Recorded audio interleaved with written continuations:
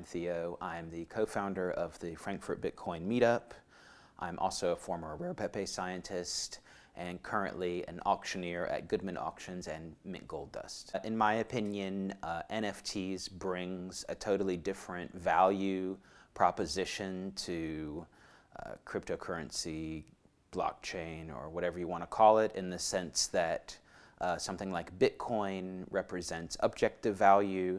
You can verify the total supply of Bitcoin. You can trace every, what address the transaction went to through the shared ledger.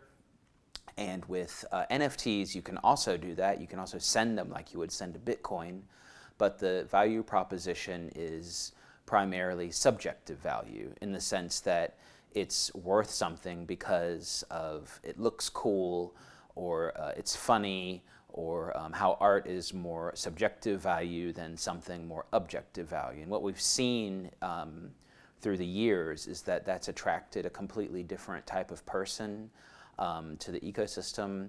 For example, before NFTs existed, and even now when they exist, they represent a kind of value that is not of the people that are already in Bitcoin. For example, people that are already in Bitcoin would be someone that's a libertarian, someone that's an economist, someone that is a trader, someone that is interested in dark markets. They are already into Bitcoin and they kind of get it, for example. Whereas NFT could be people that are artists, musicians, people that collect Pokemon or baseball cards or anything like that, and they might not care about economics, they might not understand economics, they might not ever understand economics, but they're also now involved. So now you get like kind of what the whole magic of this whole thing is. You get this crazy clash of cultures, and that's why I think NFTs are important, or why they're really interesting, because it represents this whole like clash of cultures, and then there's kind of like a nuclear fission reaction, and then we have this like big explosion of stuff. So for people that don't know, Rare Pepes were or are now they're under the umbrella NFTs, but back then the term NFT didn't exist. We called them Rare Pepes, or then art tokens, things like that. So different words were being thrown around, but essentially they're tokens that have an image associated with them, which is a Pepe the Frog, which is a meme, and a version of the Pepe the Frog that's like a remix or their own take. Some of them are just like collages, cut and paste, smashed together of different things, and some of them are very abstract versions of a frog. They're just like different shades of green and like with oil paint, so it's a very wide range. And what is really interesting, there are many things that are interesting about them, but what's interesting about them is that a lot of the depictions of the Pepe that happened were critical of current events going on, or reporting about current events going on in the cryptocurrency scene, whether that be the Ethereum and Ethereum Classic hard fork, or that be different things going on Bitcoin, or different people on Twitter that have Twitter beefs, or scams that went on OneCoin, all kinds of different things like that. And now, so that was started at the end of 2016. It went to, I think, like April 2018. So that was the period of the first Rare Pepes.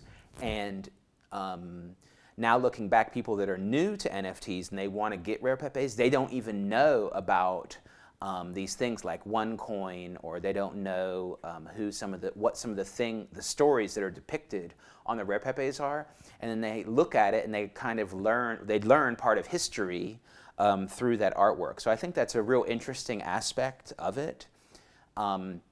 What's a Rare Pepe scientist? Rare Pepe scientist is what we called ourselves. We were the curators of the Rare Pepe directory. You can check it out, rarepepe.com. And what it was is you had to submit your Rare Pepe artwork with some certain technical requirements to the Rare Pepe directory. And if the scientist inspected your token and your Rare Pepe, and if we thought it was dank enough, then it went into the Rare Pepe directory. So, and the name scientist became a meme in the community because we did have to do some like blockchain analysis, because we looked at like who made the token, what was the total supply, is the supply locked, but of course we also looked at the artwork that was associated with the token as well. And then someone in the community one day created a meme where it had a scientist looking under a microscope, and they put a Rare Pepe under the microscope, and we said that that is our work. And also, full disclosure, it was also a real good excuse for why it's taking so long for the next series of submissions to happen, because you have to, because what was real crazy is so many people wanted to have a Rare Pepe that we got overloaded, because there was no company, there was no VC backing or anything like that. It was purely just us. Like, one guy was a developer and he made the wallet, and like the rest of us were kind of like knew this and that, or did more marketing, or just did community management, or just help people, technical explaining how the wallets work, how tokens work, etc. So it's just like, really a grassroots movement, and has like over 100 different artists contributed to the Rare Pepe directory. So that's the short version of what Scientist is. So we already have several outlets for what I call eBay style auctions. For example, on OpenSea, or a Bitcoin-based one called Scarce City.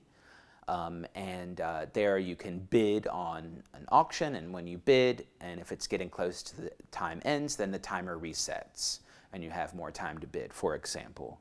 Those already exist, but there's not really a live auction. So that could be like at Christie's or Sotheby's, you've seen like the big art auctions, or you've seen livestock auctions maybe, where they have the auctioneers and they auction livestock. And so a live auction like that is a very truthful way to auction something, because the person has to be present at the auction itself, and they have to bid right then. So it's a different market dynamic than an order book or an eBay style auction.